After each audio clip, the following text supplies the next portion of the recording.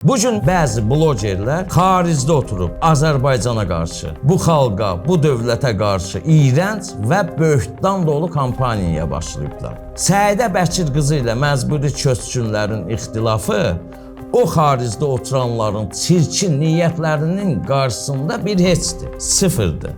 Əgər həqiqətən də cəsarətli mübarizə aparmaq fikriniz varsa, bax, onda o adamların fotolarını qoyun ekranınıza.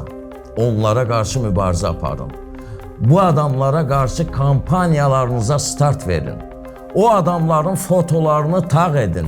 Bax, onda inanaram ki, siz məqsədsiz, həqiqətən də bu vətənə, bu xalqa, bu obaya, məcburi köçkünlərə, şəhid ailələrinin hamının yanındasınız. Qorxursunuzsa Qabilin söyüşlərinə tuş gələsiz, artıq o sizin işinizdir. Amma qorxmayın.